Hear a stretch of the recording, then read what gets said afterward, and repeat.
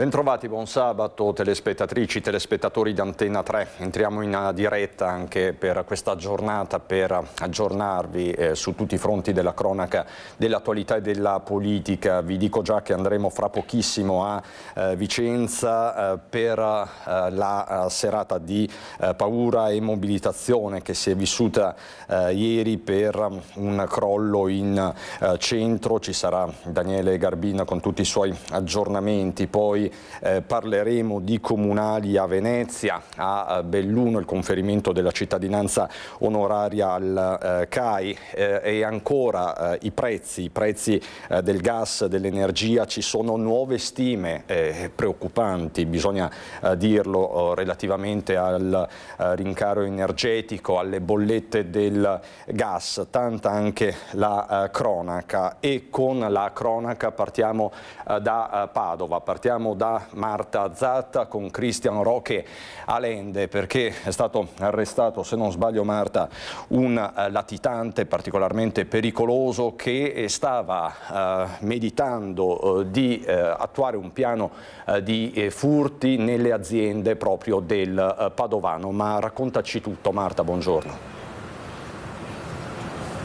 Sì, buongiorno Cristian, buongiorno ai nostri telespettatori. Esatto, hai detto giusto, è stato arrestato proprio questa notte, la scorsa notte alle 2:20 circa dalle volanti della questura di Padova, un uomo di 55 anni di origine rumena, latitante dal 2023. L'uomo è stato trovato nella zona industriale di Padova, precisamente in via Belgio, mentre osservava le aziende appunto della zona industriale. Gli agenti si sono quindi insospettiti e hanno proceduto con la sua identificazione. Da qui appunto è emerso che era latitante dal 2023. L'uomo infatti non era nuovo a rapine e furti anche nel territorio padovano. Una rapina molto grave risale al 2006 in una nota azienda di Limena. Assieme ad altri complici in quell'occasione era appunto entrato all'interno dell'azienda scassinando appunto la porta, le finestre, avevano fatto anche ingenti danni, oltre 15.000 euro, e avevano rubato contanti che erano all'interno dell'azienda per 10.000 euro. Ecco, quindi gli agenti della questura l'hanno prontamente bloccato, fermato, hanno di fatto sventato l'ennesima rapina, ma vediamo la ricostruzione dell'operazione degli agenti delle volanti di Padova nel servizio che vi mostriamo e poi la linea può tornare allo studio. Bloccato nella notte mentre si aggirava tra i capannoni della zona industriale di Padova. Era un latitante ricercato da oltre 2 anni e pronto con ogni probabilità a colpire ancora. La Polizia di Stato ha arrestato un cittadino rumeno di 55 anni, destinatario di un ordine di carcerazione per oltre 4 anni di reclusione per reati contro il patrimonio. L'intervento è avvenuto intorno alle 2 di notte durante un servizio di controllo del territorio. Una pattuglia delle volanti ha notato l'uomo a piedi in via Belgio, intento a osservare con attenzione alcuni capannoni industriali, un atteggiamento che ha subito insospettito gli agenti. Fermato per un controllo, il 55enne ha esibito un documento di identità rumeno, ma dagli accertamenti è emerso un provvedimento di cattura a suo carico attivo dal dicembre del 2023. L'uomo, con numerosi precedenti per furti e reati predatori, era infatti latitante e doveva scontare una pena di oltre 4 anni di carcere. Secondo gli investigatori, la sua presenza in zona non era casuale. Si ritiene stesse effettuando un sopralluogo in vista di possibili furti e danni di aziende, modalità già utilizzata in passato, soprattutto nei fine settimana. Il provvedimento eseguito trae origine da un colpo messo a segno nel 2009 in un'azienda di Limena. Insieme ad altri complici, il 55enne si era introdotto negli uffici, forzando una finestra, riuscendo ad aprire una cassaforte e a rubare denaro, oggetti di valore e materiale informatico, causando anche danni ingenti. Dopo l'identificazione definitiva in questura, l'uomo è stato trasferito nel carcere 2 Palazzi di Padova, dove sconterà la pena. Un intervento che, oltre a chiudere una lunga latitanza, potrebbe aver evitato un nuovo furto nella zona industriale. In Polesine questa mattina intorno alle 7:45 i vigili del fuoco di Rovigo sono intervenuti a Pincara in via Varghetto per un soccorso persona. L'allarme è scattato dopo la scomparsa dalla tarda serata di ieri di un uomo di mezza età. Durante le ricerche la sua autovettura era stata individuata lungo la sponda del canale che costeggia la via. Sul posto sono intervenute 2 squadre dei vigili del fuoco, tra cui un mezzo nautico con gommone, impegnate nelle operazioni operazioni di perlustrazione dell'area. Durante le ricerche il corpo dell'uomo è stato rinvenuto senza vita nelle acque del canale, nelle immediate vicinanze del punto in cui era stata trovata l'auto. Presenti anche i sanitari del 118 che non hanno potuto fare altro che constatare il decesso, i carabinieri intervenuti per gli accertamenti e gli adempimenti di competenza. Quindi una vicenda che è in evoluzione proprio in queste ore, in questi minuti, lo ripeto, a Pincara, siamo in provincia di Rovigo. Torniamo nel Padovano, a Este dove è stato bloccato un 32enne per truffa a un anziano, e questo con la tecnica ormai diffusissima e pericolosissima del finto carabiniere. Il malvivente è finito in manette. Lo convincono di avere soldi falsi in casa e lo spingono a consegnare contanti per evitare guai giudiziari, ma la truffa viene scoperta in tempo e il responsabile finisce in manette. I carabinieri, con il supporto della polizia locale, hanno arrestato in flagranza ad Este un 32enne della provincia di Caserta, accusato di truffa pluriaggravata in concorso ai danni di un anziano.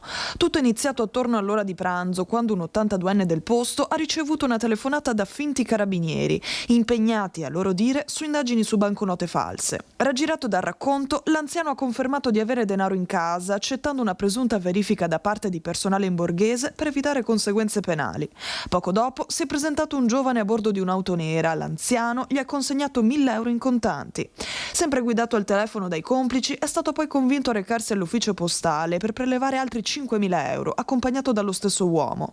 Determinante è stato l'intervento del fratello della vittima, che, insospettito dall'agitazione e dai movimenti, ha allertato i carabinieri. I militari hanno subito compreso la situazione, ritracciando l'anziano proprio all'ufficio postale, disorientato ma intenzionato a completare il prelievo.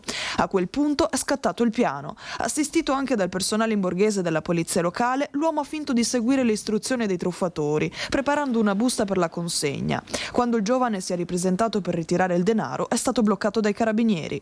La perquisizione ha permesso di recuperare i 1.000 euro sottratti poco prima, restituiti alla vittima. Il 32enne incensurato si muoveva con un'auto a noleggio ed è stato trovato in possesso di 2 cellulari ora sequestrati.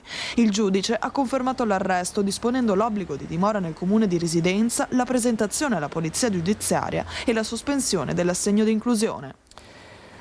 Una vicenda davvero grave quanto disturbante arriva da Vicenza, dalle aule del Tribunale di Vicenza, dove un uomo, un padre, è stato condannato a 6 anni di carcere per aver ripetutamente violentato la figlia minorenne. 6 anni di reclusione per avere violentato in più occasioni la figlia minorenne. È la pena che il Tribunale di Vicenza, presieduto da Roberto Venditti, ha inflitto a un padre di 46 anni, residente nel Vicentino, accusato di aver abusato la propria figlia quando era ancora una bambina. I turpi episodi si sono verificati nell'arco di 4 anni, dal 2012 al 2016, all'interno di un camper parcheggiato vicino all'abitazione dell'uomo. La Procura di Vicenza, coordinata da Lino Giorgio Bruno, ha parlato di comportamenti ripetuti, avvenuti in momenti di vulnerabilità della minore, spesso mentre si trovava a riposare dopo pranzo e sempre quando la madre non era presente in casa. Una dinamica che per il PM era stata possibile da un contesto familiare che non ha consentito alla vittima di opporsi fin da subito. Oltre alla pena detentiva, i giudici per il genitore degenere hanno disposto una serie di sanzioni accessorie: la perdita della responsabilità genitoriale, l'interdizione perpetua dai pubblici uffici e da incarichi legati alla tutela e alla cura delle persone, oltre all'esclusione da qualsiasi diritto successorio nei confronti della vittima. Un verdetto che chiude una vicenda angosciante e complessa, segnata da anni di silenzio e sofferenze, e che riporta al centro il tema della protezione dei minori e della capacità di intercettare per tempo situazioni di abuso all'interno delle mura domestiche, quando l'orco è un genitore.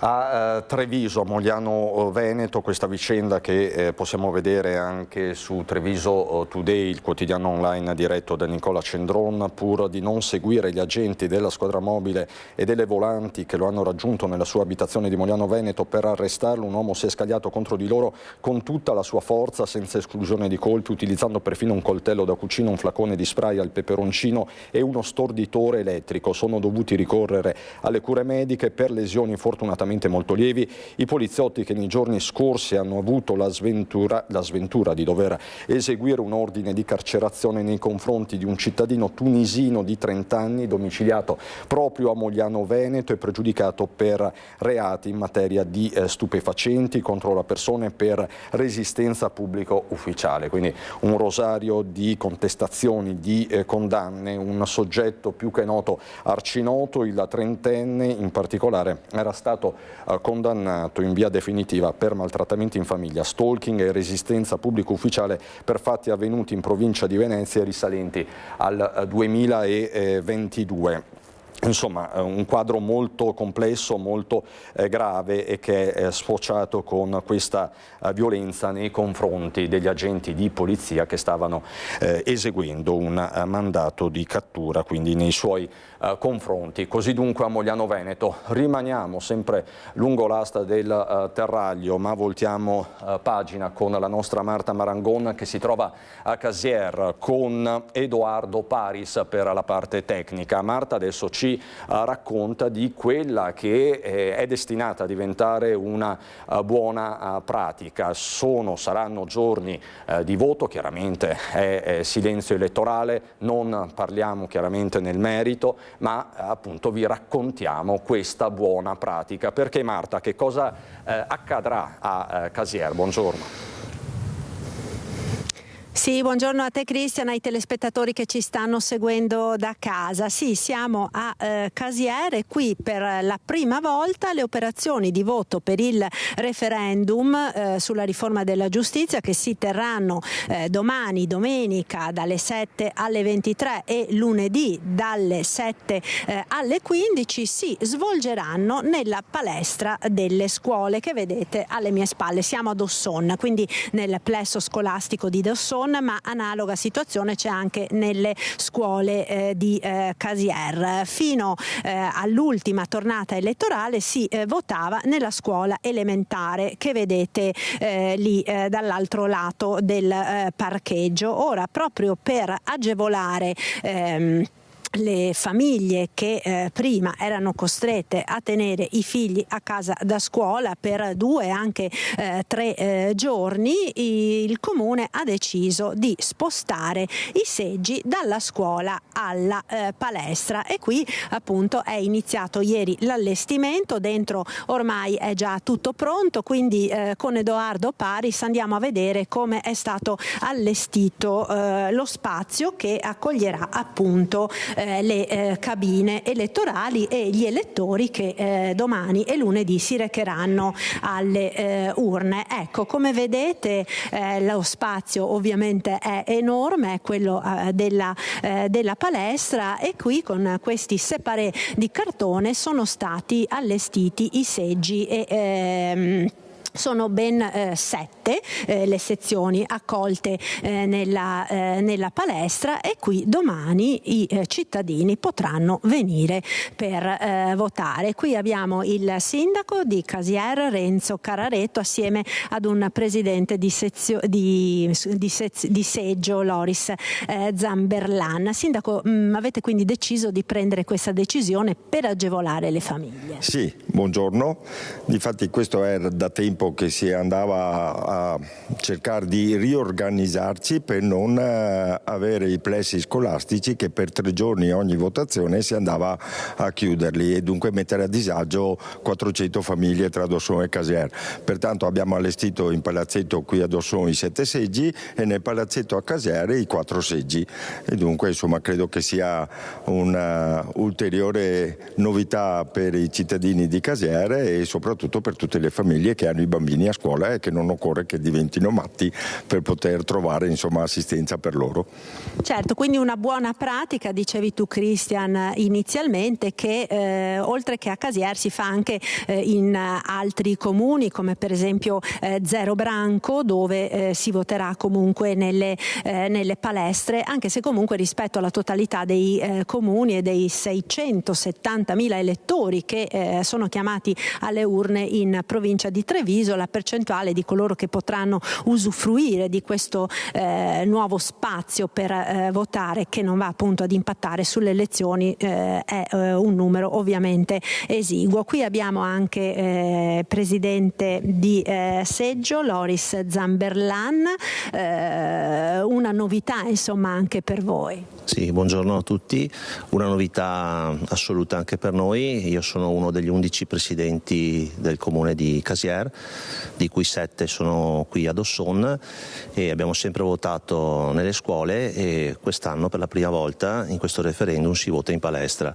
Devo dire, ho visto l'impatto della preparazione questa mattina, secondo me è molto positiva, è stato allestito bene, vedo anche comodo e agevole per gli elettori l'accesso alla palestra e anche ai vari seggi, e quindi per noi è una novità. Anche dal confronto con altri presidenti abbiamo preso positivamente questa cosa e ci auspichiamo che possa diventare anche, se definitiva, magari sarà un banco di prova abbastanza semplice trattandosi di un referendum, e in futuro cercheremo di migliorare. Forse anche un passaggio potrebbe essere anche quello del passaggio magari anche alle caserme, che magari forse in Italia anche ce ne sono anche di chiuse o di poco usate, potrebbe anche essere quella un'idea. Però intanto apprezziamo il lavoro fatto dal sindaco e cercheremo di fare del nostro meglio come sempre. Ecco, grazie. Allora, quindi come vedete gli spazi sono questi, le sezioni sono suddivise da questi separé di cartone, poi naturalmente all'interno, come vi fa vedere ora Edoardo Paris, ci sono le cabine elettorali come di consueto, dove i cittadini potranno andare a votare. E da Osson di Casier è tutto, restituisco la linea allo studio.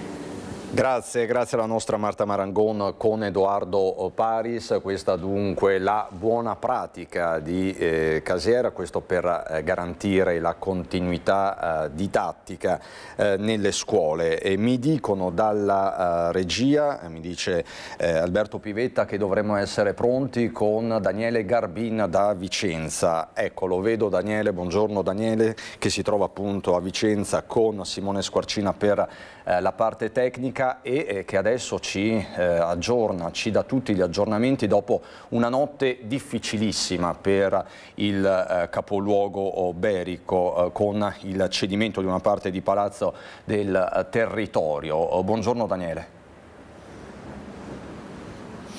Buongiorno Cristian, buongiorno ai telespettatori. Confermo, ci troviamo proprio in piazza Matteotti, al termine di Corso Palladio, un centro veramente culturale, significativo e simbolico di Vicenza, e soprattutto per la presenza del Palazzo Palladiano, Palazzo Chiericati, e l'isolato che è stato anche oggetto del pericolo di cui accennavi, dove all'interno c'è il Teatro Olimpico. Ecco, l'edificio in questo momento è proprio questo, il Palazzo del Territorio alle mie spalle, è un edificio del 1300 che rischiava di crollare, o comunque una parte del muro ieri sera ha portato l'allarme, soprattutto per chi ha le attività sottostanti, ecco, perché diciamo subito erano in corso da circa 2 anni di lavori di riqualificazione dell'edificio, in particolare del tetto, e nella posa di circa 13 capriate, una di queste avrebbe dato un segno di cedimento che poteva portare alla spinta del muro laterale. Ecco, questo è in oggetto il pericolo. È stata quindi una notte, è stato subito sigillata l'area con l'impiego di vigili del fuoco, protezione civile, polizia locale. Ecco, l'amministrazione comunale con i vari tecnici ha proprio monitorato minuto per minuto tutta l'ora, anche con dei lavori in corso durante la notte, per mettere in sicurezza e scongiurare questa eventualità. Sono state anche sgomberate una ventina di persone residenti e commercianti sottostanti. Ecco, la notizia è che il pericolo è scampato, quindi questa mattina alla faccia è stata la conferenza stampa dell'annuncio da parte del sindaco, quindi vi lascio le parole del sindaco. A tempi di record sono stati prodotti i materiali che servivano per la messa in sicurezza, a partire dalla produzione delle barre d'acciaio che abbiamo utilizzato sulle travi, quindi è stata una corsa contro il tempo, davvero un lavoro di squadra importante che ci ha consentito all'alba di questa mattina, dopo una notte qui in cantiere, di poter dichiarare la messa in sicurezza. Il problema è risolto, ma continuano i lavori sia oggi che domani, perché stiamo completando tutte le lavorazioni.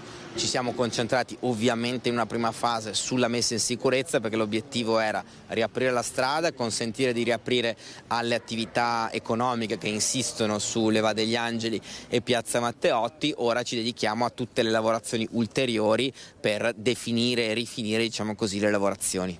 La scelta è stata quella di intervenire su tutte e 13 le capriate dell'area interessata dalle problematiche di ieri, in modo tale da avere un'ulteriore certezza e sicurezza. Quindi anche le capriate che non destavano ieri preoccupazione saranno però oggetto del medesimo intervento. Ecco, questo è il sindaco, avete sentito poco fa, che ha rassicurato, con lui anche il team di tecnici che hanno lavorato tutta la notte e sono stati presenti proprio per monitorare in tempo reale, minuto per minuto. Infatti sono stati anche adoperati dei droni particolari che esaminavano proprio i comportamenti, anche gli spostamenti millimesimali, proprio per capire se c'era uno stato d'avanzamento di un possibile crollo. Ci spiega di più soprattutto l'assessore Cristiano Spilla ai lavori pubblici, che era presente, che ha anche che si è seguito i lavori, ecco lui. Ieri nel pomeriggio si è riscontrato un anomalo distanziamento di alcuni elementi delle nuove capriate. L'elemento di base della capriata, chiamata catena, praticamente spingeva verso l'esterno, aveva creato un piccolo distaccamento, ma di pochi millimetri, ma comunque anomalo rispetto al funzionamento di una capriata. Quindi per sicurezza abbiamo prima di tutto messo in sicurezza le persone, quindi evitando che nella zona potessero sostare nei palazzi degli uffici o nei negozi sottostanti o lungo la strada delle persone, per poi andare a valutare insieme agli ingegneri, strutturisti e vigili del fuoco alcuni interventi necessari a consolidare questo elemento della capriata, perché se questo distaccamento fosse continuato, non potevamo sapere se sarebbe continuato, ma nel caso avrebbe potuto spingere sulle pareti esterne del palazzo e quindi creare le condizioni per un possibile crollo di alcune parti del palazzo stesso. Quindi un intervento molto complesso, perché è avvenuto anche nell'immediato, quindi senza grandi tempi per potersi preparare, diciamo, ma che ha anche dimostrato una capacità di risposta alle emergenze, alle necessità molto importante. Anche di questo devo dire, come assessore sono molto soddisfatto, perché le criticità, i problemi, le emergenze possono nascere nel territorio. Essere riusciti a intervenire nell'immediato e velocemente e proficuamente su un palazzo, tra l'altro storico, con chiaramente molti vincoli e molte criticità, è un elemento comunque di soddisfazione. Ribadiamo quindi, allora, per chi si fosse sintonizzato adesso, che c'è stato questo cessato pericolo. Stamattina si è svolto regolarmente anche il mercatino qui a fianco, insomma tutto è tornato alla normalità, non c'è quasi nulla che faccia presagire a cosa è successo ieri. Ovvio che l'apprensione dei commercianti e soprattutto degli inquilini che hanno dovuto trascorrere la notte, anche se solo nel tarda serata è stato consentito poi l'accesso, insomma tirano tutti un sospiro di sollievo. Però ritorniamo a ieri sera, noi abbiamo seguito proprio tutte le fasi, almeno fino a una certa ora, proprio anche registrando l'apprensione. In questo momento, ricordiamo, è passato il pericolo, però le testimonianze di ieri sera sono state anche molto preoccupanti. Per il momento è tutto da Vicenza, sentite le ultime testimonianze di ieri. Io lavoro nell'erboristeria, niente, mi sono venuti a chiamare, mi hanno detto immediatamente esci, e mi sono molto preoccupata, devo dire la verità, molto, perché non sono mai cose piacevoli, quindi meglio premurarsi prima, e adesso siamo in attesa. La ringrazio. Soprattutto cosa le hanno detto, perché sembra un crollo di un muro.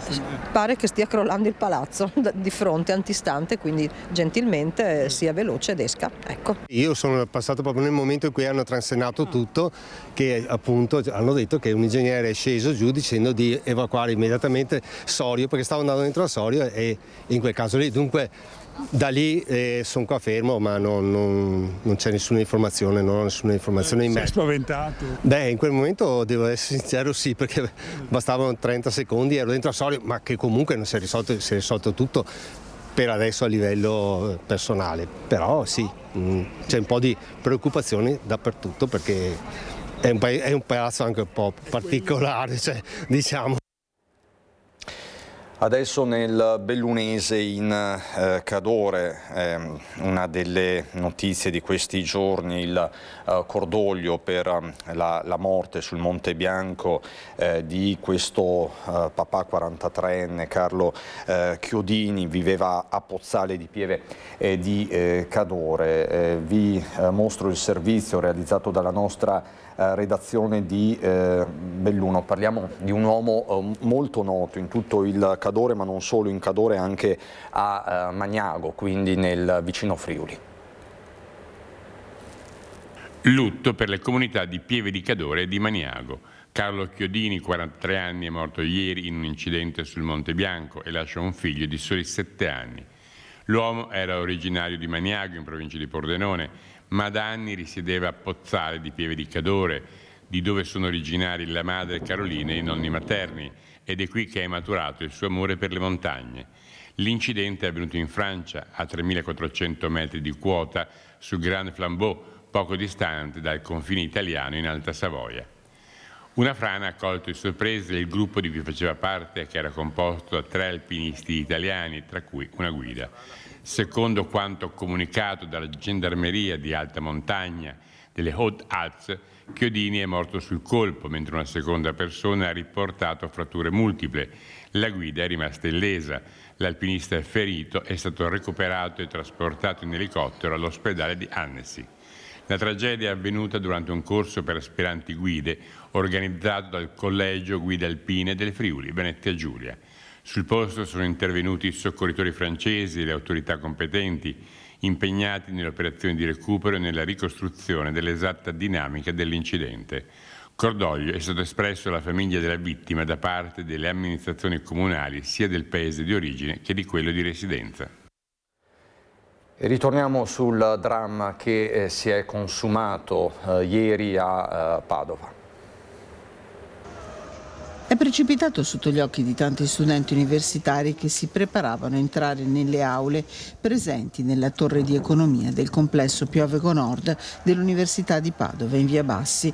Non ce l'ha fatta ed è morto nonostante i tentativi di rianimazione dei sanitari del SUEM 118, un giovane di 20 anni. Studente, il ragazzo non era originario del Veneto. La tragedia si è consumata intorno alle 8. Immediati sono scattati i soccorsi con l'arrivo dei sanitari e della polizia che sta conducendo in queste ore le indagini. Secondo i primi riscontri si tratterebbe di un gesto volontario. Ritorniamo alla cronaca giudiziaria. Il delitto di via Castelmenardo a Treviso, 1 anno e 6 mesi a Marius Popa, accusato di concorso in rapina durante l'aggressione mortale costata la vita a Francesco Favaretto. Si è concluso il processo in abbreviato a carico di Marius Popa, il 20enne di origine moldava, accusato di concorso in rapina nel corso dell'aggressione mortale a Francesco Favaretto. 1 anno e 6 mesi con la sospensione della pena. Il GUP Cristian Vettoruzzo gli ha riconosciuto le attenuanti generiche prevalenti rispetto alle aggravanti, applicandogli la contenuta entità. Alla madre di Francesco sono stati riconosciuti 5.000 euro di risarcimento. Una sentenza che non soddisfa affatto l'avvocato Mario Nordio, difensore dell'imputato. Il giudice ha ritenuto la colpevolezza del mio cliente, riconoscendogli ciò nonostante le attenuanti, anche quelle della minima partecipazione al fatto, ma ritengo che questa decisione non sia corretta, stante che ci sono i video dai quali risulta inequivocabilmente l'estraneità ai fatti del mio assistito. Per questi motivi credo che tra 3 mesi, quando verranno depositate le motivazioni, ci siano i presupposti per fare un meraviglioso appello. La vittima fu aggredita il 12 dicembre 2024 in via Castelmenardo a Treviso, accerchiata, picchiata con calci e pugni e poi colpita con cocci di bottiglia ed un coltello. Il 22enne morì 11 giorni dopo in ospedale a Treviso.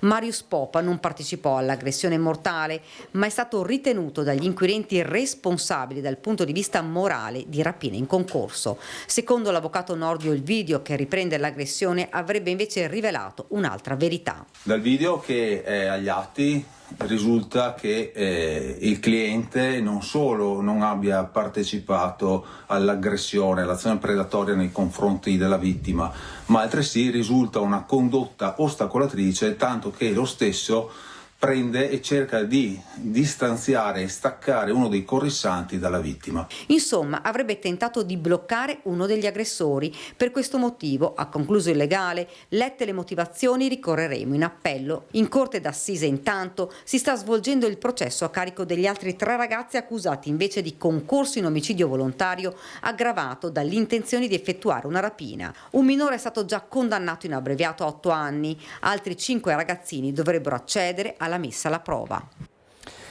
Parliamo di bullismo, torniamo sui fatti avvenuti in una scuola di Oderzo e che vi abbiamo raccontato qualche sera fa. Il 15enne bullizzato non tornerà in classe neppure nei prossimi giorni. La scuola ha aperto un procedimento disciplinare nei confronti del gruppetto che ha costretto questo ragazzo a spogliarsi in bagno. Il telefono del 15enne ha continuato a squillare nelle ultime ore. Compagni di classe che hanno deciso ora di volergli parlare, ma lui ha scelto di non rispondere. Troppo grave quello che è accaduto. Su una cosa lo studente è convinto: a scuola per ora non tornerà. Una vicenda a dir poco complessa. Ora da parte dell'istituto scolastico è partito un procedimento disciplinare nei confronti dei ragazzini che hanno intimato al 15enne di seguirli in bagno e poi gli hanno detto di spogliarsi. Tutto questo dopo averlo accusato di aver rubato dei soldi ad un compagno, circa 40 euro, somma che però non sarebbe mai stata trovata addosso al 15enne né all'interno dello zaino, anche questo perquisito senza la sua autorizzazione. Spetterà al consiglio di classe decidere eventuali sanzioni nei confronti del gruppo già identificato. I ragazzi che si sono resi responsabili di questo atto sono stati chiamati dal preside assieme ai genitori. Dall'altra parte c'è una famiglia che si trova ad affrontare una situazione difficile, quella di proteggere il figlio e capire cosa possa essere meglio per lui.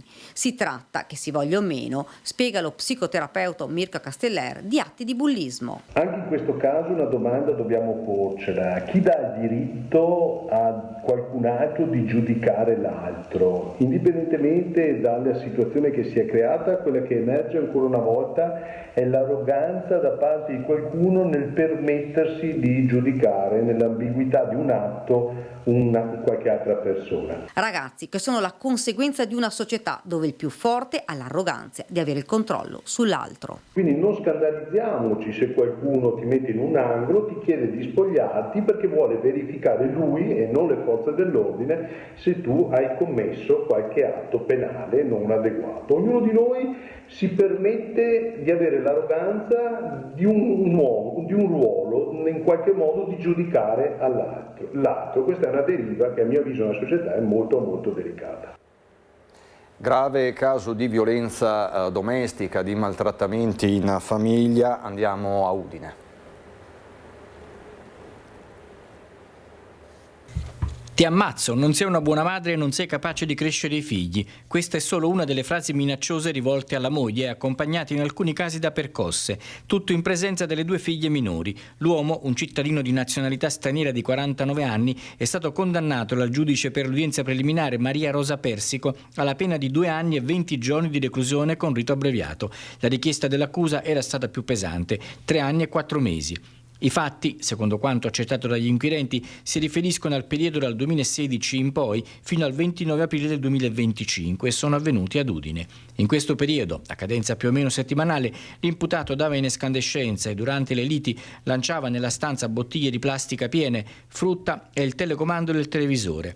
Nell'ultimo episodio di un anno fa, le minacce erano avvenute anche in presenza della polizia, chiamata ad intervenire dalla richiesta di aiuto partita dalla vittima, dopo che il marito l'aveva colpita alle costole, provocandole ferite con prognosi di 5 giorni. Inizialmente nei suoi confronti era stato disposto il divieto di avvicinamento e comunicazione, ma lui lo aveva violato, continuando a inviare messaggi alla moglie. La misura era stata aggravata prevedendo il braccialetto elettronico, ma all'appuntamento per l'installazione del dispositivo non si era presentato. A quel punto è scattato l'ordine di arresto e la custodia cautelare in carcere. La condanna prevede anche il pagamento tra risarcimento e provvisionale di 9.000 euro alla moglie e 3.000 euro a testa per le 2 figlie. Sulla revoca della misura cautelare il GIP si è riservato di decidere. La vittima e le figlie, costituitesi parte civile, erano tutelate dall'avvocato Francesco Como. L'imputato era difeso dall'avvocato Piero Pericolo. Ritorniamo alla festa di fine Ramadan di ieri a Mestre, segnata dalle polemiche per certi versi anche forti, feroci, con presidio leghista anti-moschea proprio a Mestre. Quindi ritorniamo alla giornata di ieri e al suo clima. Migliaia di musulmani partecipano in via Giustizia all'Eid Mubarak, tradotto in italiano la buona festa, che scandisce la fine del mese di digiuno del Ramadan. Cerimonie analoghe si stanno svolgendo contemporaneamente in altre parti del comune di Venezia e gli anni scorsi Mestre ne ospitava una affollatissima al Parco Piraghetto. Ma questa volta è diverso. Questa volta l'appuntamento è nell'area di circa 8.000 metri quadri per la quale la comunità bengalese ha firmato un preliminare d'acquisto di circa 1,5 milioni di euro. Il progetto di costruire qui un grande centro islamico ha innescato una polemica che va avanti da mesi. Bloccata dalla Digos a 150 metri di distanza, l'eurodeputata leghista Anna Maria Cisint, ex sindaco di Monfalcone, manifesta con altri esponenti locali del partito, tra cui il vice sindaco di Venezia Sergio Vallotto, l'assessore Sebastiano Costalonga e il consigliere Alex Bazzaro. Al momento, sostengono, non ci sono le condizioni per costruire una moschea. Oggi purtroppo ancora frequentemente in Italia si assiste a episodi frequenti di matrimoni con bambine di 9, 10, 12 anni. Per noi è inaccettabile. Il velo integrale della donna per noi è inaccettabile. Lo dice, come raccontavo prima, anche l'intelligence italiana e francese, e all'interno delle moschee che si predica l'odio verso l'Occidente e alcuni dettami del Corano. 150 metri più in là, Prince Aulader, portavoce della comunità bengalese, risponde così all'eurodeputata. Se lei vede che dentro qualche moschea si predica l'odio, deve segnalare alle forze dell'ordine, non ai noi cittadini che possiamo fare niente. Noi non siamo autorizzati a fare niente, deve segnalare alle forze dell'ordine e queste persone devono essere mandate via. Noi non vogliamo nessun tipo di estremismo, né religiosa né politica. Noi vogliamo vivere bene, in pace e in serenità. Curiosamente l'unico scontro della mattinata è stato tra 2 troupe televisive di 2 emittenti nazionali con linee editoriali diametralmente opposte. Finita la festa, Cisint e gli altri rappresentanti della Lega raggiungono l'ingresso dell'area oramai semideserta dove si è svolta la cerimonia. Accettano alcuni dolci tipici, ma non c'è alcun saluto, stretta di mano con Prince Aulader. Il dialogo prosegue a distanza. Secondo noi si deve partire dal rispetto della legge. Rispetto della legge che all'origine non c'è, perché in questo momento purtroppo non è mai stato accettato dalle varie correnti islamiche, non è mai stata accettata la necessità, la proposta o i contenuti per la sottoscrizione di un accordo che è quello previsto dall'articolo 8 della Costituzione, cioè l'intesa. Noi siamo i primi a dire dateci questo contratto, firmiamo e siamo tutti tranquilli che rispettiamo tutte le regole, chi non rispetta fuori dalle scatole. Siamo noi i primi a dire questo, però ci deve essere, cioè noi non siamo noi che approviamo queste cose, è la politica, è il Parlamento che approva questo. Clima teso, è del tutto evidente, mentre a Venezia è già in corso una campagna elettorale particolarmente infuocata. Filippo Fois è con il candidato sindaco del centrosinistra Andrea Martella. Buongiorno Filippo.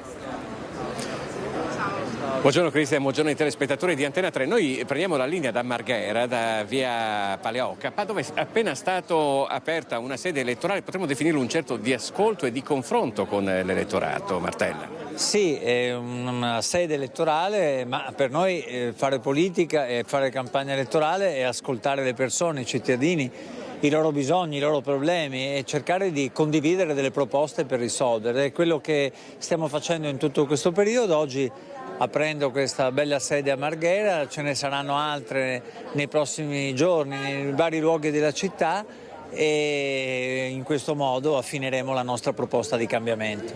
E oggi sta affrontando una giornata molto intensa, ne so che dalle prime ore della mattina che sta girando per Marghera, per le varie realtà che compongono quest'area del Comune di Venezia. Sì, per noi significa soprattutto andare in giro, dare voce ai cittadini e andare anche nelle realtà più difficili e problematiche. Questa mattina siamo stati a Caemiliani e siamo stati al Parco Emmer e abbiamo lì incontrato i cittadini che ci hanno detto dei problemi riguardanti la casa, l'abitazione, i problemi con l'Ater, i problemi con il comune, le case sfitte e tante altre cose che saranno al centro della nostra agenda, perché quello che è certo è che siamo qui per cambiare le cose, non per gestire l'esistente o per gestire il potere. E quindi interverremo su questi temi in maniera efficace e rapida, perché i cittadini meritano delle risposte. E la giornata non è ancora finita, perché credo che sia a Catene poi nel primo pomeriggio. Sì, siamo stati anche al mercato ed è stata l'occasione per incontrare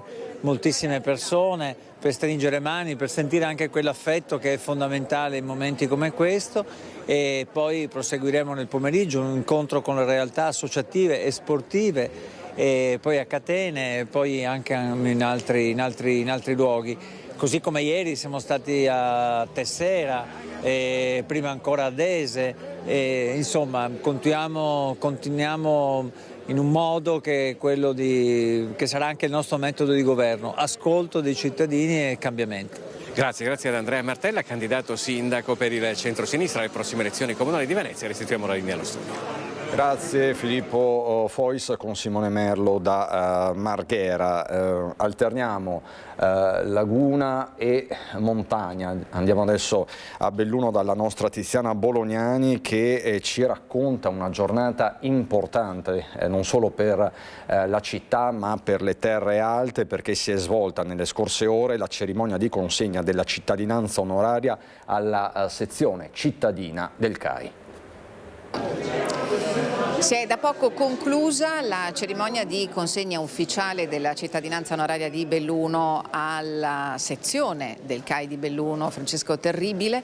Al mio fianco il sindaco di Belluno, Oscar De Pellegrin, il presidente della sezione del CAI di Belluno, Paolo Barp, ancora per poco perché tra qualche giorno ci sarà il rinnovo del direttivo. È stata una decisione assunta dal Consiglio Comunale all'unanimità nei mesi scorsi. Si è protratta la consegna perché il sindaco voleva sicuramente essere presente e voleva che questa consegna di cittadinanza fosse una cosa addirittura personale, vero sindaco? Perché lei ha un grande legame con chi fa parte della sezione del CAI di Belluno.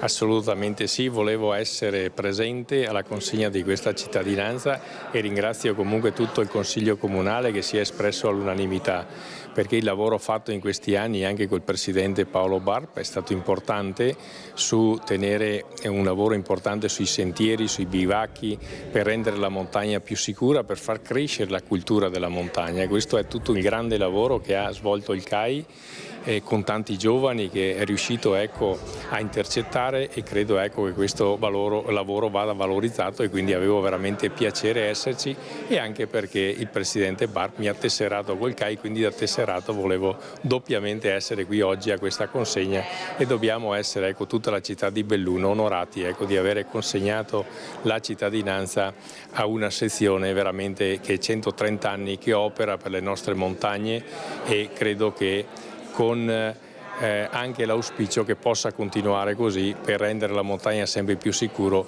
e la cultura della montagna possa anche inserirsi all'interno dei giovani anche sotto forma di rispetto. Abbiamo detto un'assegnazione all'unanimità, un gioco di squadra che è stato certamente accolto con grande favore sia all'interno dell'emiciclo di Palazzo Rosso che naturalmente dal CAI di Belluno, dove all'interno del quale, Presidente Barb, il gioco di squadra è fondamentale. Certo, questi 6 anni sono stati 6 anni di grande soddisfazione proprio per la coesione che c'è stata all'interno del direttivo.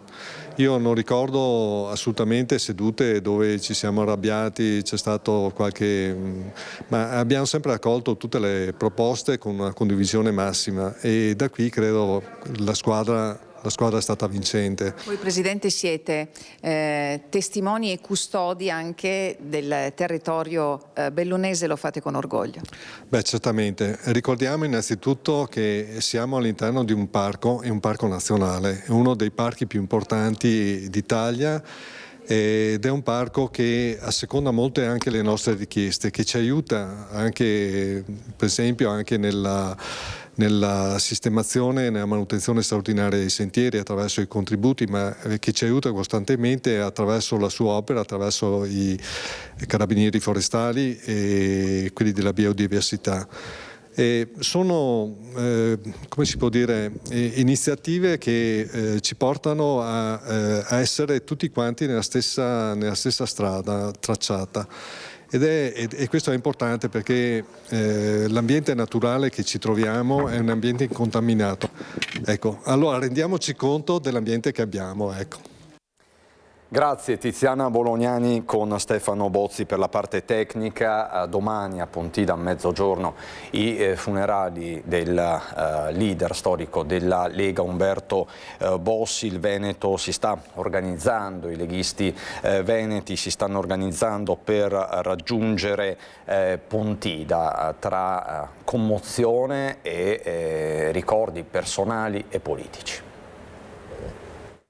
Ma la Lega Trevigiana è una Lega che lo ha amato profondamente e visceralmente e che lo ama tuttora profondamente e visceralmente. Io ho ricevuto tantissime telefonate per se organizzavamo magari un pullman per i funerali, vediamo cosa riusciamo a fare. Porte aperte, bandiere listate a lutto al K3 e non potrebbe essere altrimenti nella sede del Carroccio della provincia più leghista d'Italia, primato certo offuscato ma non del tutto svanito. Tra queste mura Umberto Bossi è stato più di un riferimento, trade union tra vecchie e nuove generazioni di politici e amministratori. In tanti si stanno organizzando per esserci ai funerali a Pontida e questo a poco meno di un anno dall'addio a un altro pezzo della Lega, Giancarlo Gentilini. Di certo ci saranno l'attuale segretario provinciale Dimitri Coin con Giampaolo Gobbo, colonna portante del partito di ieri e di oggi. Io ho avuto la fortuna di andarlo a trovare qualche volta appunto assieme a Paolo, è una perdita che comunque è pesante, la presenza si sentiva comunque. Bossi c'era sempre, quando si parlava di Bossi tutti stavano in silenzio, qui a Treviso sicuramente. L'ultimo incontro con il Senatur risale al Natale scorso e già si stava progettando una visita per Pasqua. Gobbo, che con Bossi ha condiviso tante battaglie, gli alti e i bassi di ogni parabola politica, fatica a trattenere la commozione. Alle sue spalle una foto del 2000.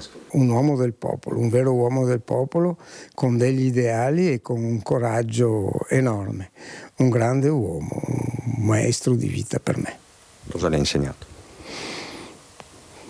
Tantissimo, tantissimo. Stare dalla parte del popolo, della gente. Assolutamente, sembrava un burbero. Beh, a me mandava spesso a fare, e dopo non dico l'altra parola, ma diciamo che dalle 2, 3, 4 del mattino in poi bisognava essere sempre pronti perché poteva succedere qualsiasi cosa, per cui eravamo veramente sempre pronti. Un Bossi sanguigno dentro e fuori la scena pubblica, ma pur sempre presente anche nel suo ultimo lungo crepuscolo. Ricordo perfettamente la telefonata quando sono diventato sindaco e anche la telefonata che c'è stata quando c'è stata la candidatura a sindaco. Cosa le disse quando vinse? Di spingere, di correre, di combattere, perché ricordo che lui era un combattente nato. Ci mancherà una figura visionaria capace di vedere lungo e penso che riuscire a guardare queste sfide con anticipo sia una delle principali caratteristiche che deve avere un politico. Era il 28 aprile 2012, da pochi giorni Bossi si era dimesso da leader del Carroccio. A Conegliano, bersaglio delle sue ultime graffiate, fu il governo Monti, ma non mancarono riferimenti agli scandali che in quei frangenti stavano travolgendo lui e il partito, e così si rivolse alla platea che lo aspettava in strada per un comizio. Ebbene, tanto vi ringrazio davvero in un momento così difficile che si trovano degli amici che ricordano perché c'è la Lega, cosa sta andando a fare via. Domani quindi i funerali a Pontida, c'è la conferma, ci sarà anche la Presidente del Consiglio Giorgia Meloni. Ritorno per un attimo alla cronaca a Pincara, dove questa mattina è stato rinvenuto il corpo di un uomo. Si tratta di un sessantenne che è scivolato mentre si trovava sulla sponda del corso d'acqua, quindi non si tratta, e lo dice Polesine 24, non si tratterebbe di un gesto estremo, ma di un incidente. L'allarme è scattato dopo la scomparsa dell'uomo dalla tarda serata di ieri. Durante le ricerche la sua autovettura era stata individuata lungo la sponda del canale che costeggia la via. Qui si sono portati tutti gli operatori del SUEM 118, ovviamente i vigili del fuoco, i carabinieri. Si sta indagando senza sosta per capire cosa possa essere successo in questo angolo di Polesine. Noi ritorniamo fra qualche istante, ci sarà una pagina dedicata al caro prezzi, ci sono delle statistiche, dei numeri di giornata della CGA di Mestre ma anche della Confartigianato di Treviso. Si prevedono aumenti nelle bollette del gas in particolare. Vi daremo quindi delle cifre puntuali qualche istante e ritorniamo.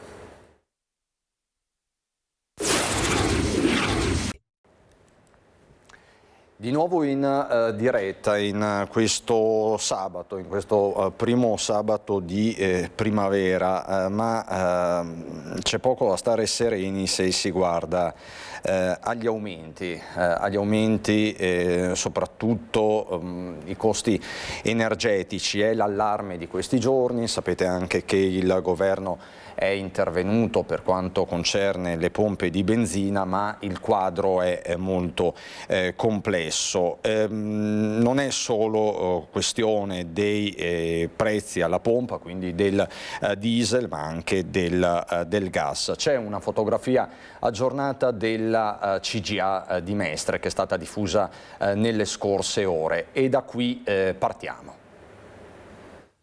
È molto positivo che il governo sia intervenuto per mitigare il caro carburante, ma non basta. Dall'inizio dell'anno, nonostante i tagli, il prezzo del diesel resta su livelli elevatissimi e a pagare il conto sono soprattutto gli autotrasportatori. Un comparto centrale per la nostra economia, visto che anche in Veneto l'80% delle merci viaggia su gomma. Sono in difficoltà anche tassisti, NCC, bus operator e agenti di commercio, categorie che per lavoro percorrono ogni anno centinaia di migliaia di chilometri. I rincari purtroppo hanno colpito anche le imprese che utilizzano mezzi elettrici per le consegne dell'ultimo miglio. Nel giro di 3 settimane il costo di una ricarica è balzato da 70 a 100 euro. Da qui la richiesta di misure urgenti a livello europeo che permettano ai Paesi membri di sterilizzare in modo strutturale la componente fiscale dei prodotti energetici, senza così compromettere l'equilibrio dei conti pubblici.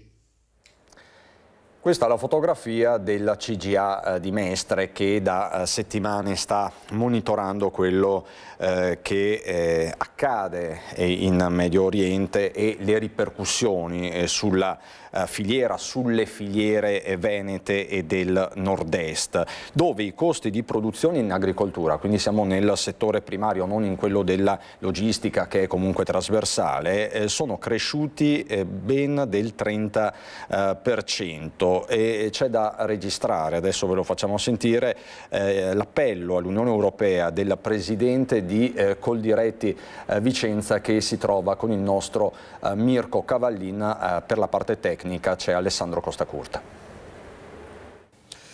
Buongiorno da Bassano del Grappa con Alessandro Costacurta alla parte tecnica e col presidente di Coldiretti Vicenza Pietro Guderzo. Torniamo, presidente, sul tema degli aumenti, non solo il carburante alla pompa, nonostante la riduzione delle accise che quasi tutti hanno applicato in questi giorni, però rimane un tema, il costo diretto di voi produttori che dovete sopportare, e poi prezzo e costo che si riversa anche sui clienti. Partiamo dal tema energetico, quindi corrente elettrica e carburanti. Sì, ovviamente per noi aziende agricole incide molto il costo energetico, in primis, ma anche del carburante. Purtroppo siamo in una fase in cui i prezzi alla produzione dei prodotti agricoli scendono e i costi aumentano, quindi ovviamente mette un po' a rischio quella che è la struttura economica delle aziende agricole. Bene il taglio delle accise, è stata fatta anche una misura di credito d'imposta per il settore pesca, sarebbe auspicabile che questo credito d'imposta fosse allargato anche a tutto il comparto agricolo. Siamo all'inizio della stagione produttiva e quindi fertilizzanti, antiparassitari, anche questi stanno subendo aumenti importanti. Ci spieghi però qual è il mercato, cioè dove andate a prenderli e non sempre per vostra scelta? Sì, qui la situazione è un po' complessa da spiegare. Ovviamente questo è un periodo di speculazione, perché non si spiega nel giro di pochi giorni, insomma, un aumento così repentino nonostante gli scenari internazionali. Il tema è che da una parte si limita l'utilizzo dei concimi organici naturali, quindi quelli prodotti dalla zootecnia, e quindi si è costretti ad andare a reperire fertilizzanti che sono di provenienza da tutti i paesi extra-UE. In più è stato aggiunto un autodazio che si è autoimposto dall'Europa sulla produzione dei fertilizzanti per i paesi fuori dall'UE, sommato a rincaro ovviamente manda fuori in mercato le aziende agricole, che ovviamente per produrre devono anche pur dar da mangiare anche alle piante e concimare, insomma, i campi, e anche qui, insomma, si chiede magari una visione, diciamo, un po' meno autolesionista e un po' più volta anche all'utilizzo del materiale organico, che in agricoltura ce n'è in abbondanza, per fortuna. 4 anni fa parlavamo di questi stessi temi dopo lo scoppio della guerra tra Russia e Ucraina, quella ancora non è finita, adesso si è aggiunta anche questa in Medio Oriente e il settore primario continua a soffrire, appunto. Voi cosa chiedete all'Europa, al governo italiano, per le rispettive competenze? Ma come dicevo prima, allargare il credito d'imposta sui carburanti anche alle aziende agricole, e poi il tema è che gli anelli più deboli della catena sono i consumatori e i produttori agricoli, e viviamo in un contesto in cui vedremo i prezzi aumentare, diciamo, sui banconi, sui mercati e nei supermercati, e dall'altra parte i prezzi agricoli che invece continuano a scendere. Serviranno delle misure straordinarie, anche qui l'Europa, ripeto, deve un po' cambiare la propria visione autolesionista e, insomma, dare un po' più libertà di manovra al mondo agricolo, e soprattutto non diciamo, soffocare con burocrazia inutile nel momento in cui poi sei costretto comunque ad andare a reperire all'estero i prodotti, dove leggi non sono certamente come quelle europee e italiane. Un ultimo cenno lo facciamo, visto che siamo all'inizio della primavera, alle prospettive. Insomma, è stato un inverno con abbastanza neve in montagna, quindi penso alla risorsa idrica. Che prospettive vedete come Coldiretti?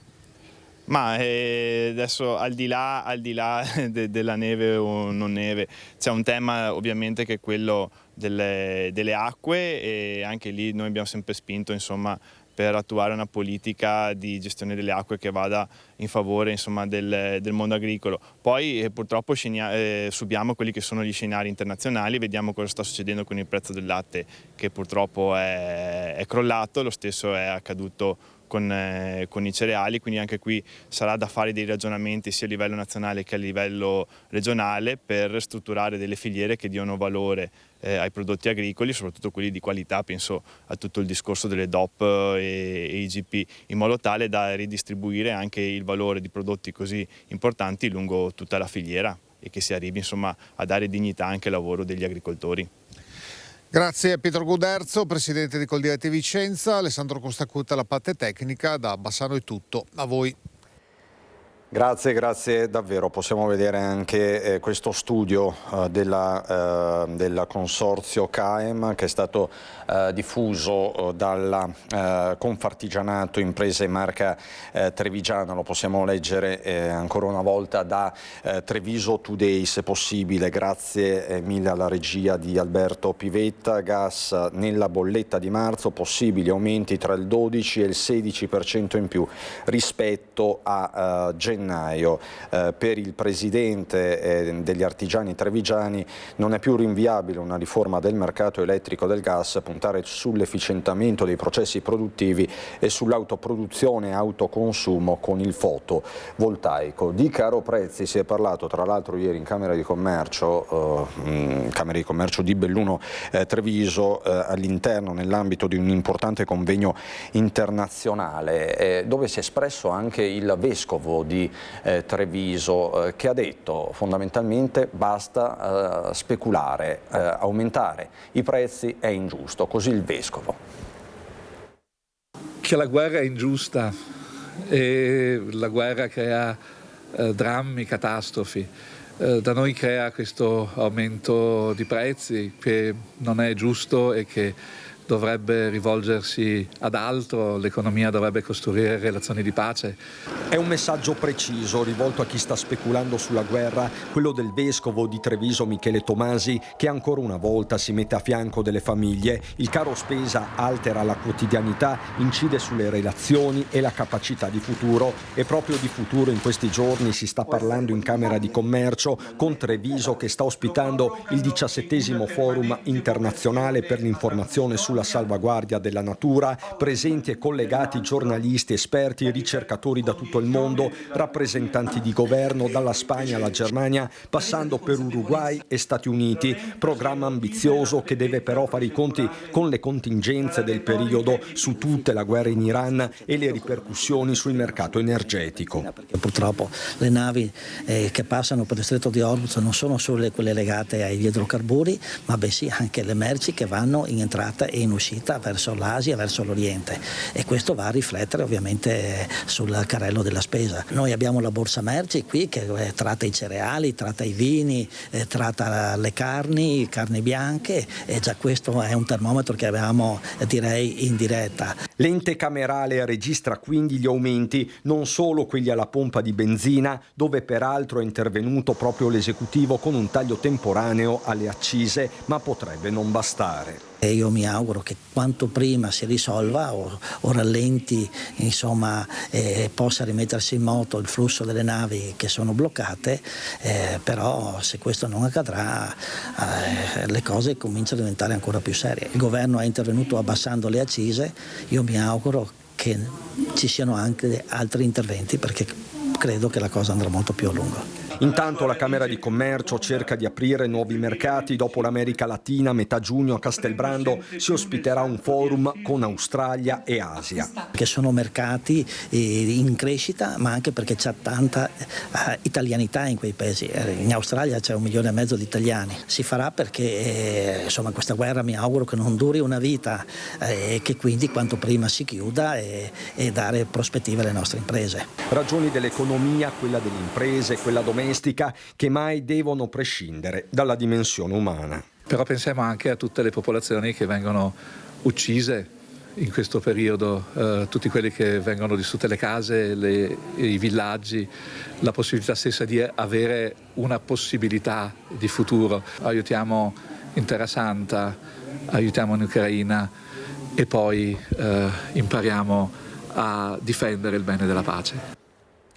Vi riporto per un attimo nel Padovano per una questione sempre calda, non solo nel Padovano ma in tutto il Veneto, in tutta Italia, la questione degli autovelox. A Fontaniva in particolare è stato riattivato il velox messo fuori uso da Fleximan. Sapete che ormai con questa espressione si individua un po' tutto il popolo che vandalizza, i soggetti che vandalizzano i dispositivi per la rilevazione della velocità. Il comandante della polizia locale usa toni durissimi contro questo atto vandalico. Riattivato il velox che era stato abbattuto da Fleximan la notte tra il 2 e 3 febbraio scorsi lungo la statale 53 Postumia in comune di Fontaniva. In poche settimane è dunque tornato attivo uno strumento che, come ha dichiarato il comandante della polizia locale di Fontaniva, Carlo Gazzola, diventa fondamentale per garantire la sicurezza lungo un'arteria trafficatissima e già teatro di tanti incidenti, anche con esito mortale. Un'arteria trafficatissima e tra l'altro lei proprio diceva che si è notata la differenza nonostante ci siano tante polemiche legate agli autovelox, perché ci sono tanti automobilisti, camionisti che dicono servono soltanto al comune per fare cassa. In realtà non servono a fare cassa, servono a salvare vite umane. Esatto, sicuramente la percorrenza con il limite di 70 km/h, considerato che si tratta di una strada in trincea, sicuramente è un limite adeguato, garantisce comunque un flusso costante dei veicoli e dà sicurezza. Sinceramente gli incidenti più gravi sono avvenuti prima dell'installazione delle postazioni, poi con il passare del tempo anche le velocità massime hanno avuto una riduzione abbastanza rilevante. Intanto i carabinieri stanno indagando per risalire all'autore del gesto vandalico e Gazzola condanna duramente l'atto. È un atto vandalico commesso da persone che non hanno sicuramente subito lutti nell'ambito stradale. La sicurezza si basa anche sul comportamento dei conducenti, rispettando le norme che sono imposte dai proprietari delle strade.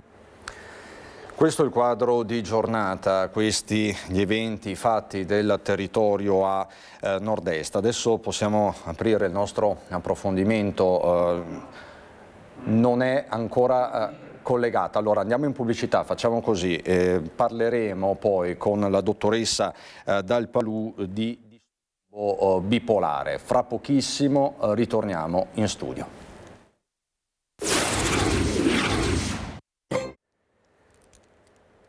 Di nuovo in diretta per parlarvi di una emergenza che ormai è diventata strutturale, quella del granchio blu. Oltre 62.000 kg di granchio blu in 6 mesi. In Veneto l'invasione ormai strutturale lungo 150 km di costa. Ora la Regione punta a trasformare l'emergenza in opportunità aprendo al mercato e a nuove strategie di contenimento. A un anno dall'avvio, il Veneto fotografa i risultati intermedi del piano regionale Blue Crab Action Plan, nato per contrastare una delle più gravi emergenze ambientali, economiche e sociali degli ultimi anni, il granchio blu. I dati del progetto confermano una diffusione capillare in tutte le principali aree costiere lagunari del Veneto, con densità più elevate nel delta del Po e nella laguna nord di Venezia. Oltre 62.000 kg di specie aliena campionati tra giugno e novembre 2025, lungo 150 km di costa, tra mare, lagune e acque interne. Una specie invasiva praticamente impossibile da debellare, per questo l'obiettivo ora è trasformare il problema in un'opportunità.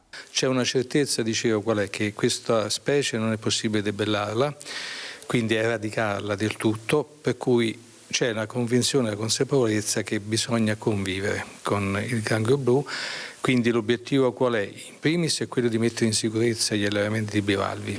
Quindi una volta raggiunto questo obiettivo, è logico che il granchio blu si può gestire diversamente, perché stiamo vedendo che c'è una filiera commerciale diciamo che costituisce una bella opportunità e che quindi fa sì che questo problema possa diventare una risorsa. Secondo lo studio, il granchio blu mostra un'elevata capacità di adattamento, resiste a temperature tra meno di 10 e oltre 30 gradi e a forti variazioni di salinità. Per questo motivo la Regione annuncia ora un cambio di fase, strategie permanenti di contenimento, pesca selettiva e apertura a nuovi mercati, con l'obiettivo di ridurre l'impatto economico e trasformare parte del problema in opportunità. L'opportunità sia per il granchio blu ma per il pesce siluro è capire dove i mercati sono sensibili. Per esempio ci sono mercati asiatici che sono molto sensibili al granchio blu, ci sono mercati tedeschi, polacchi, che sono molto sensibili al pesce siluro. Il pesce siluro sarà la prossima puntata di un grande problema, perché tutti i laghi fondamentalmente ne sono pieni, c'è anche però la possibilità di farlo diventare un'opportunità economica per i pescatori. Il mercato oggi è pronto per utilizzarlo e quindi da una parte insomma, lo catturiamo, una parte lo vendiamo, una parte lo utilizzeremo per qualcos'altro, insomma può nascere una filiera molto interessante, l'importante è stare vicino ai nostri pescatori. Rimaniamo nel settore primario, dalla pesca all'agricoltura e ad un'importante operazione che è stata presentata ieri mattina a Vedelago, l'acquisto della maggioranza societaria delle latterie venete da parte di Latterie Vicentine. Noi non siamo certamente quelli che andranno a speculare cercando di portare a casa la cisterna del latte a un valore che non ha dignità. Noi saremo ben contenti di pagare il produttore del latte per quello che è il mercato. Un messaggio chiaro dalle latterie venete di Vedelago. Nessuna speculazione, nessun taglio agli allevatori che conferiscono la materia prima che qui diventa Asiago e Montasio DOP, oltre che ricotta. Un segnale nel giorno dell'annuncio dell'acquisto del pacchetto di maggioranza dello storico caseificio San Pio X da parte delle latterie vicentine. Ma l'avete fatto per diventare i numeri uno dell'Asiago e del Montasio? Beh, allora i numeri dicono questo, probabilmente, anzi sicuramente nell'Asiago lo eravamo già, diventiamo un attore importante. L'accordo con Gafform per la cessione pari del 65% delle quote è stato firmato giusto una settimana fa, ma il gruppo non esce del tutto, tenendo un quinto delle azioni. Perché crediamo molto nelle aggregazioni, crediamo nei gruppi industriali che possano crescere ulteriormente nei mercati nazionali ed internazionali. Siamo presenti in 85 paesi, abbiamo una società controllata da noi al 100% a Tokyo, si chiama Gafform Japan, mentre poi l'altro mercato chiave è il mercato statunitense, dove anche lì abbiamo una filiale che è Gafform USA e dove faremo investimenti importanti soprattutto in risorse umane. È proprio guardando ad una forza distributiva internazionale che nell'operazione è entrata a pari con il 15% delle quote anche la latteria di Cavaso. Ecco, cosa porta Gabriele Torniolo? Porta la continuità di quello che ha sempre fatto, quindi i prodotti tipici del territorio e il DOP come la casatella. Un gruppo dal fatturato complessivo di oltre 250 milioni di euro con quasi 350 addetti e che lavora a circa 5.000 ettolitri di latte al giorno. Ma la particolarità è che questo accordo dimostra che in economia può accadere di tutto, anche che il mondo della cooperazione dialoghi con quello capitalistico delle società per azioni. Questo rapporto che è strano, se vogliamo, tra cooperativa e azienda privata, però io ho visto che tra persone intelligenti ci si capisce. Ci sono problemi di collegamento, ma facciamo lo stesso, voi sapete, ci seguite e noi seguiamo sempre il flusso degli eventi, poi magari ne riparleremo nelle prossime settimane. Ho in linea Renata Dal Palù, la dottoressa Renata Dal Palù, vicepresidente dell'associazione Minerva, per parlare di disturbo bipolare. Il 30 marzo sarà la giornata dedicata proprio al disturbo bipolare, è importante parlarne, vedete Alberto Pivetta sta mandando in onda i riferimenti di questa importante associazione, l'associazione Minerva per l'appunto. Dottoressa Dal Palù, buongiorno, benvenuta su Antenna 3. Le chiedo velocissimamente, poi appunto ci aggiorneremo con lei nelle prossime settimane con un collegamento. Perché è importante parlare di disturbo bipolare? Perché è molto diffuso fra i giovani e in modo grave colpisce il 2% della popolazione. Quando è grave e non viene curato è incompatibile con la vita, perché i soggetti sono sottoposti a momenti di eccitazione molto elevata, che si chiamano stati maniacali, e a momenti di depressione molto forte. Se consideriamo l'espressione più grave del disturbo bipolare, colpisce il 2% della popolazione. Se consideriamo anche le espressioni meno gravi del disturbo bipolare, arriviamo addirittura al 7% della popolazione. Pensate quanta gente ne viene colpita. E la vostra associazione si occupa e si preoccupa proprio di questa importante fetta della popolazione. Voi insomma siete molto radicati nella realtà veneta e padovana in particolare da tanti anni. Sì, da molti anni, siamo da quasi 23 anni, ci siamo fondati nel 2003, però siamo collegati con tutta Italia, cioè ci chiamano, facciamo delle videoconferenze, ci chiamano da tutta Italia.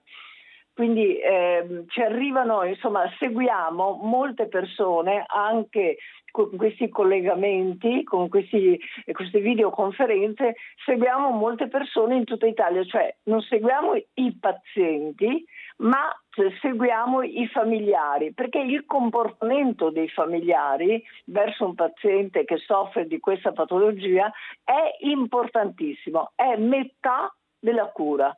Poi è molto importante ovviamente anche la cura farmacologica. La cura farmacologica. Senta, dottoressa, noi abbiamo preparato anche una galleria di personaggi storici che appunto recavano disturbo bipolare. Perché è importante anche fare riferimento a questi volti che hanno segnato la cultura mondiale? Perché tutti pensano che essere affetti da disturbo bipolare significa, non so, qualcosa che è vicino alla follia. Non è vero. No, l'intelligenza non è mai colpita. Quindi questi personaggi straordinari che hanno fatto cose straordinarie nella loro vita erano personaggi che avevano anche momenti maniacali, quasi esaltata la loro intelligenza.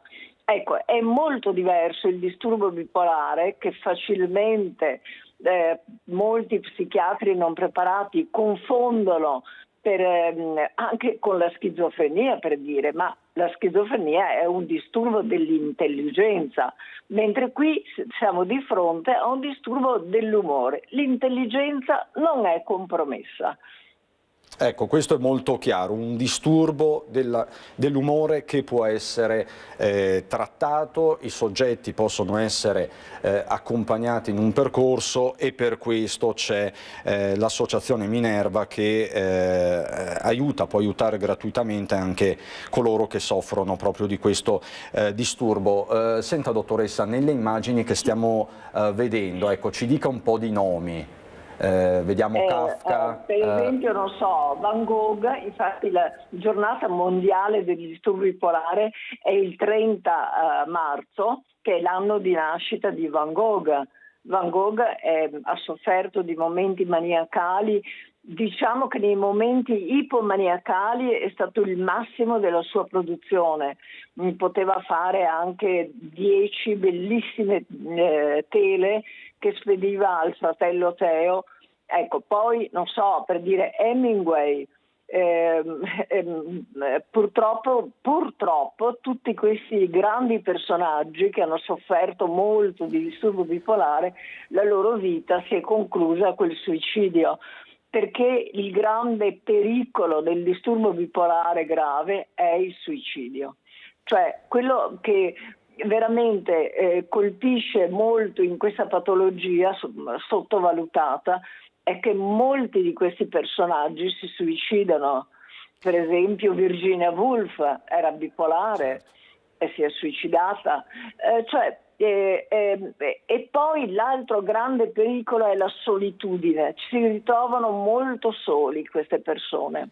Da qui l'importanza di fare rete. Allora, non so Alberto se possiamo mandare in onda questa pagina con i contatti dell'associazione Minerva. Ad ogni buon conto c'è un sito aggiornatissimo, associazioneminerva.net, ci sono i numeri di telefono, ci sono i contatti mail, insomma c'è una rete in grado di aiutare. Dottoressa, facciamo così. Ci vediamo magari in carne e ossa, strettissimo giro di posta, perché insomma è importante parlare di disturbo bipolare. Lei ci ha detto che coinvolge il 2% della popolazione, ci possono essere picchi anche maggiori, quindi è importante parlarne e continueremo a farlo. Grazie quindi alla dottoressa Renata Dalpalù, vicepresidente dell'associazione Minerva. Grazie dottoressa. E noi rimaniamo sui temi della salute, della solidarietà delle persone che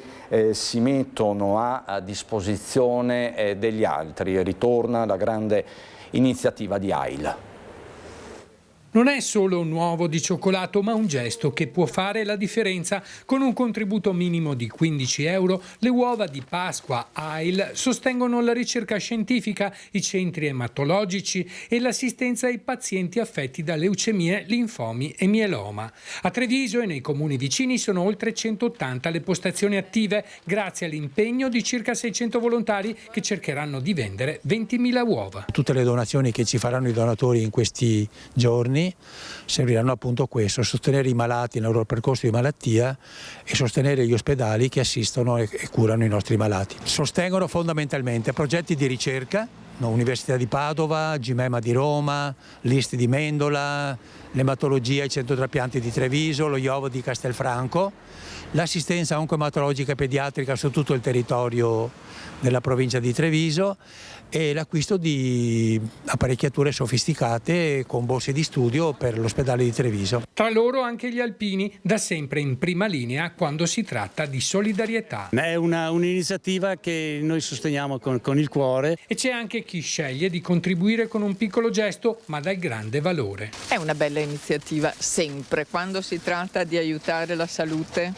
e di aiutare soprattutto la ricerca per chi non ha cure buone, pronte, disponibili, che ci sono in tante altre cose, è sempre una buona cosa. Un'iniziativa capace di trasformare la ricerca in cure concrete e di offrire una reale speranza a migliaia di persone.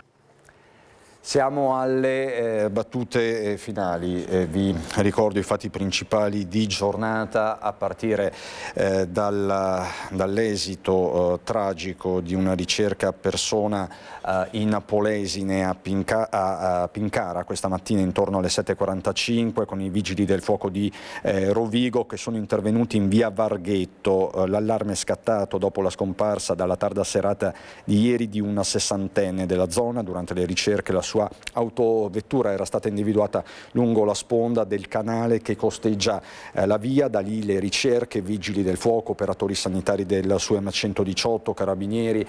Questa mattina appunto l'uomo è stato ritrovato senza vita. Si tratterebbe di un incidente. Chiaramente le indagini proseguono senza sosta. Vi abbiamo poi raccontato di un'importante operazione a Padova con la Polizia di Stato che ha arrestato un pericoloso latitante che stava meditando e studiando dei colpi nelle aziende della zona industriale. Siamo stati poi a Vicenza dopo la notte di paura per il crollo che si è registrato in centro a Palazzo del Territorio. Ad ogni buon conto noi rientriamo in diretta alle 18:25 con l'edizione regionale dei nostri telegiornali, 19 Venezia, 19:30 Treviso con Belluno. Subito dopo di noi ci sarà chiaramente il meteo, alle 13:35 Casa Pappagallo, alle 13:45 agricoltura con